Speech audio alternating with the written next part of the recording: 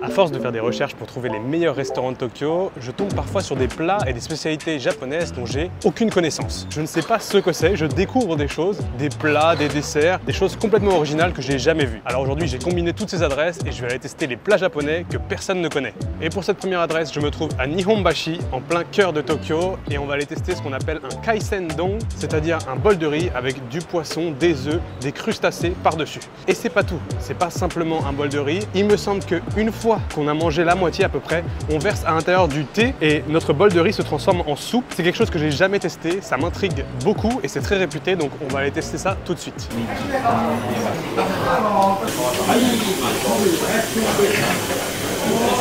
On m'a servi mon bol de riz, le fameux kaisendon, ça s'appelle. Vous pouvez voir, c'est un bol de riz avec des graines de sésame et plein de petits poissons différents, crus j'ai l'impression, avec du concombre et par-dessus on a des œufs de saumon, ça a l'air délicieux. Et sur le côté on m'a servi des sashimi. On m'a dit de commencer par les sashimi, de manger un petit peu le bol et après je pourrais ajouter de la soupe à l'intérieur. Bon, je commence à avoir faim, c'est parfait. Mesdames et messieurs, itadakimasu. Je vais commencer par goûter le sashimi. Je ne sais pas exactement quel poisson c'est un poisson un petit peu rose comme ça. C'est servi avec un petit peu de wasabi et une sauce sésame. Ça j'aime beaucoup ce genre de sauce au Japon, à la vôtre. Le poisson est parfaitement frais et la sauce sésame est délicieuse. J'adore vraiment cette sauce, on la retrouve un petit peu dans plein de plats différents au Japon. Souvent on peut tremper la viande dedans dans les yakiniku et là apparemment on peut aussi tremper les sashimi, ça se marie très très bien. Dans mon bol de riz, j'ai aussi du wasabi et quelques petites algues nori qui sont sur le côté. Je vais goûter la mixture de poisson avec un petit peu de riz. Wow, ça c'est incroyable. Le poisson c'est le même, il est frais, mais il est mélangé avec une sauce très légère. Et par-dessus on a les petites billes de saumon. On ressent que chaque ingrédient sont vraiment de bonne qualité. J'ai une petite feuille de menthe sur le côté.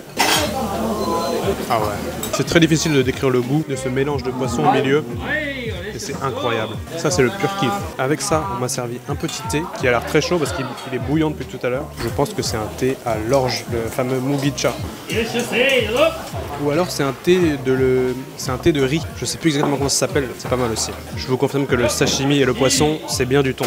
Ah, j'ai l'impression qu'il y a des agrumes aussi mélangés à l'intérieur. Je vois un espèce de truc qui pourrait ressembler à du citron ou à de l'orange. Ah non, c'est des œufs de poisson, vraiment variés comme plat. Il y a plein de sortes de poissons différents. La combinaison est délicieuse. En fait, c'est un plat que j'avais déjà mangé sous une forme un peu différente à Enoshima quand je m'étais baladé en moto là-bas. C'est une super bonne spécialité. Je vous recommande. Kaisendon, ça vaut vraiment le coup. Je vais manger un petit peu et après, je vais demander qu'on me rajoute de la soupe à l'intérieur et on va voir si ça change le plat. Je vais mélanger un peu déjà. Ah ouais, oh, regardez la générosité en fait. Il y a plein de mélanges de poissons, je vois du saumon, du thon. On m'a servi une petite sauce à côté. J'ai l'impression que c'est la sauce sésame. Je vais pouvoir aussi la verser sur le plat. Voyons voir. Ah non, c'est la sauce soja, d'accord. Au Japon, les sauces soja, il en existe plein de gammes différentes. Et là, je peux ressentir que c'est vraiment une sauce soja de très bonne qualité. On ressent le goût de manière extrêmement profonde. Ça se combine parfaitement avec le bol. J'ai presque l'impression qu'ils ont ajouté aussi un petit peu d'huile de sésame à l'intérieur, où il y a un goût de sésame qui ressort. C'est vraiment un bon plat. On sent que tout est pensé pour synergiser. Même le thé, il va extrêmement bien avec les arômes. Vraiment bien pensé. Je vais demander de rajouter la soupe. J'ai rendu mon bol et apparemment ils vont aller me rajouter de la soupe à l'intérieur. On va voir. Et voilà, juste comme ça, j'ai reçu un nouveau plat. On peut dire que ça a complètement changé le plat en milieu de repas, c'est excellent.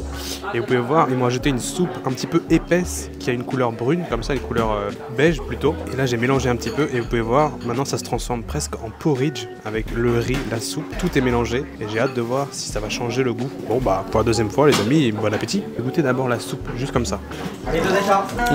C'est un petit dashi japonais, léger, mais je sens vraiment beaucoup de saveur. Un petit peu de citron aussi à l'intérieur et la graine de sésame qui arrive par-dessus. C'est léger mais bon. Et il y a en arrière-bouche un petit goût de umami, la saveur qui remplit le palais. Maintenant je vais goûter avec une combinaison de riz et de poisson. C'est délicieux. Tout s'est imbibé du goût du bouillon. L'équilibre encore une fois est parfait. La synergie entre les ingrédients est vraiment bien pensée. Oh, c'est trop bon. Je vais goûter avec un petit peu de wasabi. Une vraie découverte. Ça ajoute vraiment quelque chose, le fait de changer complètement de plat en milieu de repas. Je vais mélanger un petit peu le sashimi à l'intérieur, parce qu'il me reste quelques morceaux de sashimi. Et on va se faire une bouchée ultime avec un petit peu de tout, plus le sashimi par-dessus. Waouh, incroyable. Je pense qu'on va avoir du mal à battre ça dans la vidéo. Mais j'ai hâte de voir les autres plats quand même. Ça peut paraître un petit peu déroutant de manger une soupe avec du riz. Mais en fait, pas du tout. Ça se mange très bien. Pensez un petit peu à un risotto, un petit peu crémeux, épais. Ça y ressemble et c'est très très goûtu. Le riz s'absorbe du bouillon. C'est vraiment bon. Et tout ça, ça m'a coûté 1650 yens. Donc vraiment raisonnable. Les amis, qu'est-ce que je suis content de faire cette vidéo aujourd'hui. Déjà, rien que pour cette spécialité, le Kaisendong, ça valait le coup.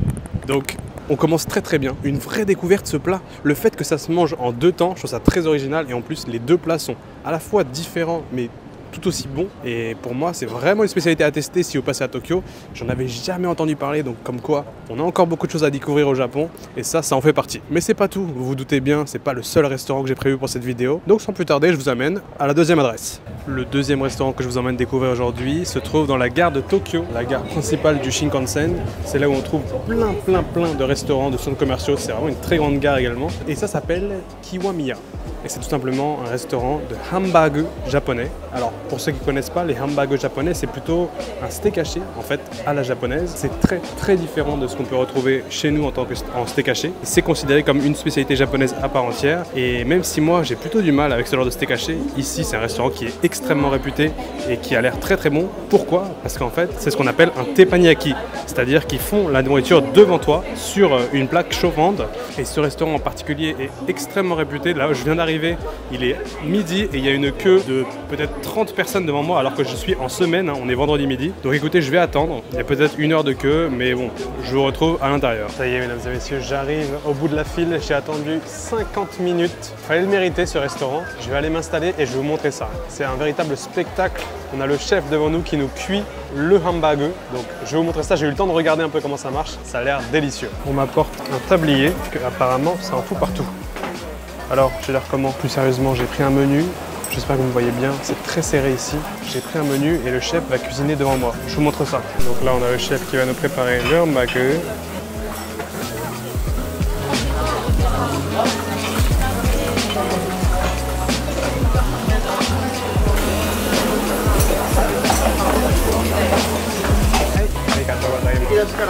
Bon les amis, ça y est, je viens de recevoir ma viande.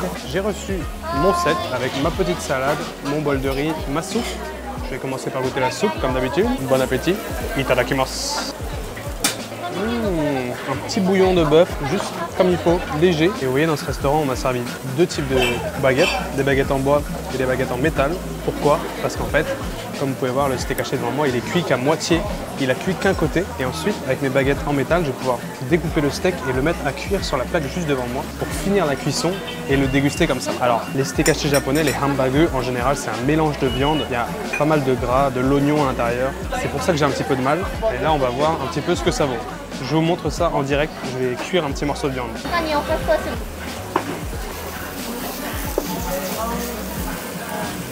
Vous voyez, juste comme ça, je viens finir la cuisson sur la plaque chauffante devant et je vais pouvoir manger le steak. Je vais goûter la petite salade en attendant.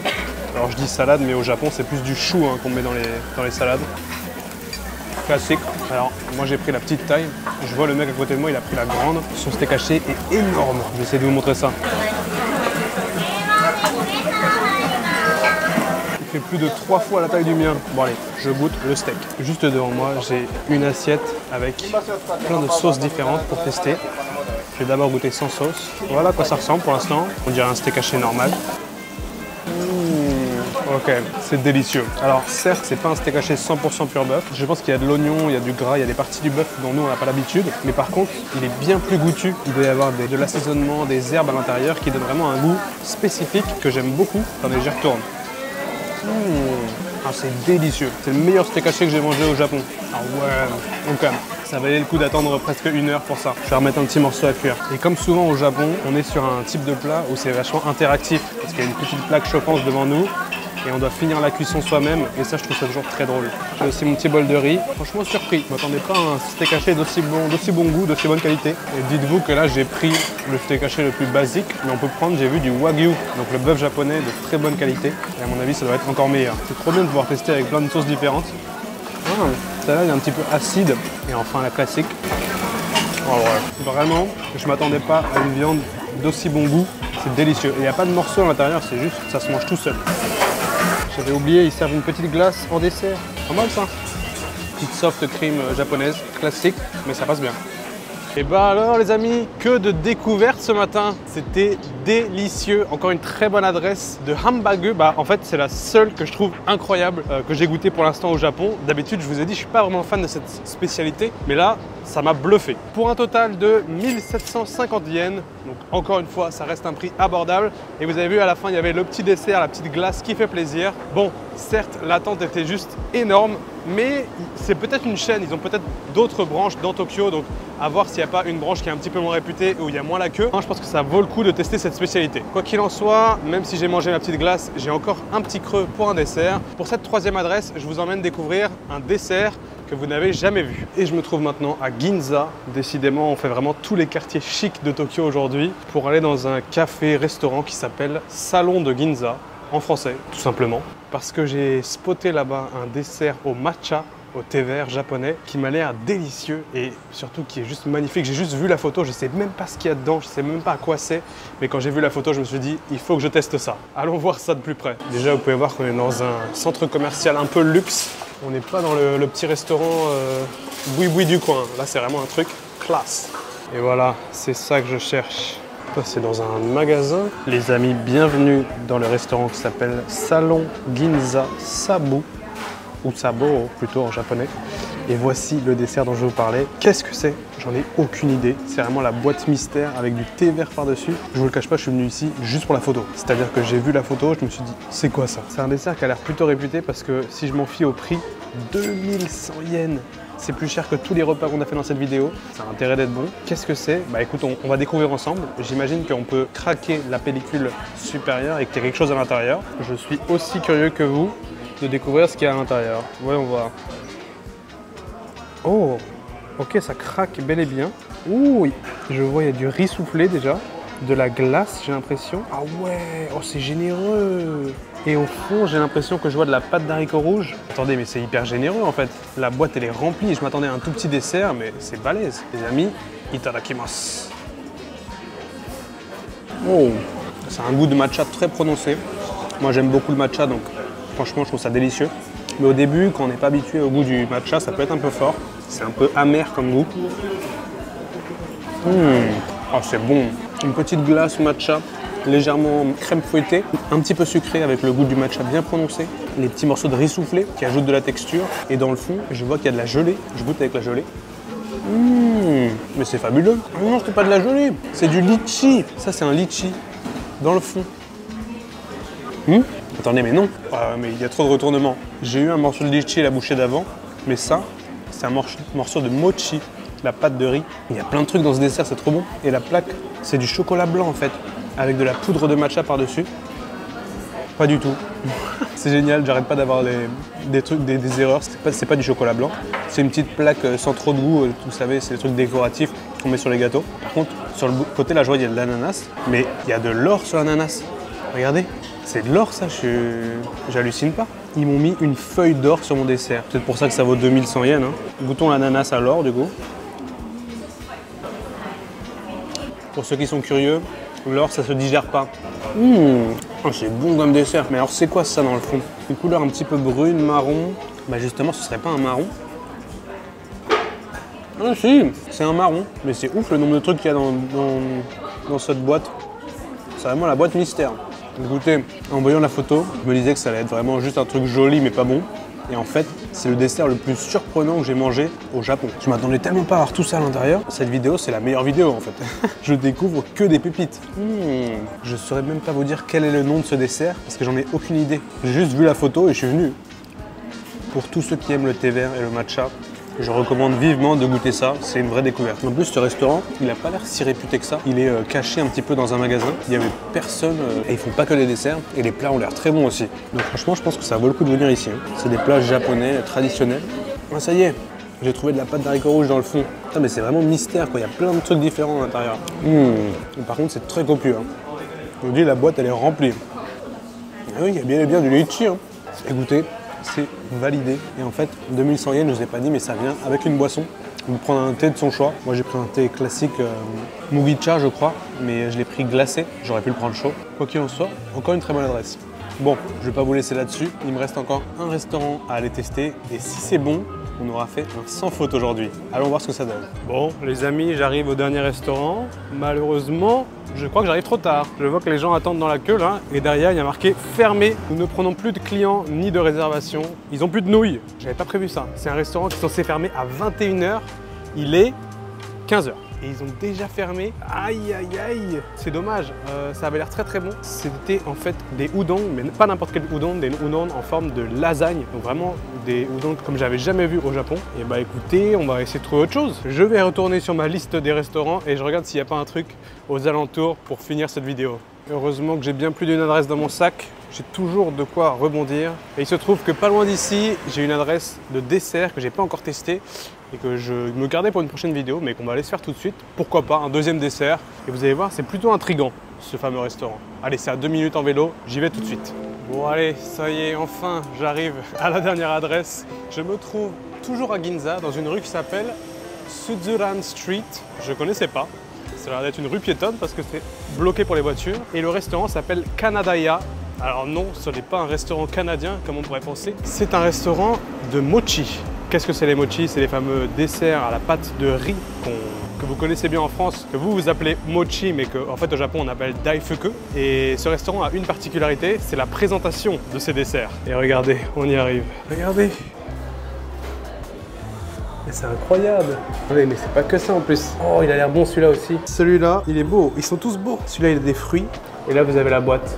Avouez que c'est stylé quand même. Ils ont tous l'air incroyables. Ils ont l'air trop bons. Bon, allez, on va en commander un, on va goûter là. Ah, regardez, tout ça, on a tous les goûts. Osusume nan desu ka? Kochira? Hai, daijoubu desu. Arigatou gozaimasu.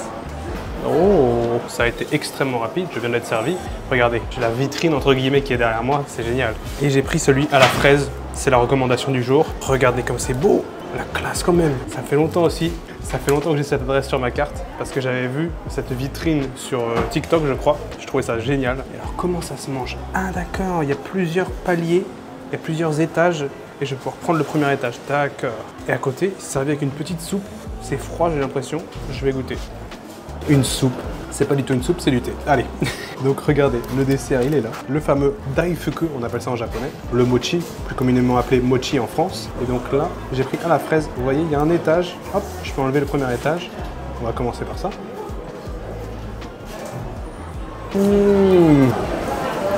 Oh, c'est trop bon. Je sais pas comment ils ont fait. C'est plus du tout la saison des fraises, mais les fraises sont bonnes. Avec la petite feuille de menthe par-dessus qui ajoute juste le petit côté de menthe en fin de bouche. Et la crème pâtissière, enfin la crème chantilly qui est très laiteuse, très crémeuse, avec un petit peu de sucre.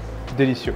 Et donc je vous disais, le mochi, c'est la pâte de riz. Comment c'est fait? Tout simplement, on met du riz dans un espèce de gros mortier et on tape avec un marteau. Vous avez sûrement vu les vidéos sur internet, c'est très connu, c'est un dessert typique japonais, vraiment traditionnel. Ça rentre pas forcément dans le cadre de cette vidéo parce que vous connaissez ce genre de dessert, mais c'était plutôt l'aspect présentation que je trouvais drôle. Goûtons quand même si ça vaut le coup, tout simplement. Parce que je vous en ai pas parlé, mais j'ai payé 1100 yens. Encore un dessert qui vaut cher. Comme d'habitude, hein, ma théorie est confirmée, comme quoi les desserts au Japon ça vaut plus cher que les plats. C'est même plus une théorie, hein, à ce point c'est un fait. Les amis, bon appétit. Oh c'est bon, délicieux. Alors la crème chantilly, elle a un goût presque de cream cheese. Vous savez, le fromage à tartiner très léger qu'on peut avoir chez nous, comme du curry, du Saint-Moret. Ça a presque un petit peu ce goût-là. Et à l'intérieur du mochi, je vois qu'il y a un concentré de crème, j'ai l'impression. Je vais regoûter pour être sûr. Oui, c'est ça, un concentré de lait ou un truc comme ça. Ça rajoute encore un aspect un petit peu laiteux et un goût de fromage. Alors quand je dis fromage, c'est ce qu'ils appellent cheese au Japon, mais je vous dis c'est vraiment plus de la crème fromagère. C'est pas du tout du fromage comme on a chez nous. C'est plus sucré et vraiment un peu ce qu'on pourrait mettre dans un dessert, dans un cheesecake. Et la pâte de riz, si vous avez jamais mangé, c'est très élastique et ça a cette texture très vraiment caractéristique. Au début, moi j'avais un petit peu de mal, mais maintenant j'aime beaucoup. Et là avec les fraises qui sont parfaites, la chantilly, il y a un petit peu de sucre glace par-dessus. Franchement, c'est top. Je suis très content parce que, encore une fois, j'étais persuadé que ce restaurant, ça allait pas être terrible. C'était juste la vitrine qui était intéressante. Bah non, les desserts sont très bons aussi. C'est cher, même très cher, je trouve, mais c'est bon. Allez.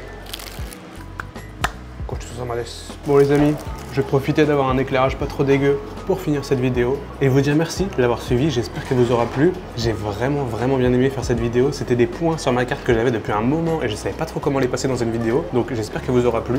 C'était les spécialités japonaises que personne ne connaît. J'en ai encore plein. Vous vous doutez bien, ma carte de restaurant est remplie sur Tokyo. Donc j'ai toujours des bonnes adresses à aller tester. Et pour moi, c'est un vrai plaisir de faire cette vidéo. Je sais que je vous l'ai déjà dit récemment, mais merci du fond du cœur de regarder mes vidéos parce que ça me permet de faire ce genre de balade, ce genre de sortie. Toutes les semaines, je fais ma petite sortie des restaurants et je me régale. Et j'essaie de partager ça avec vous. Si c'est quelque chose qui vous intéresse, n'hésitez pas à vous abonner. Je le dis pas souvent, mais j'en sors toutes les semaines des vidéos comme ça. Donc si ça vous plaît, je vous donne rendez-vous samedi prochain pour une autre vidéo de dégustation. Et j'en profite pour vous faire un petit teaser. La semaine prochaine, je pars en Corée pour 10 jours. Et donc, je vais en profiter pour tourner 2 vidéos sur la bouffe en Corée. Si ça vous intrigue, soyez là samedi prochain parce que je sors la première vidéo Corée. En tout cas, j'espère que cette vidéo vous aura plu. J'espère au moins qu'elle vous aura donné faim. Et comme d'habitude, je vous dis portez-vous bien et à la prochaine. Ciao!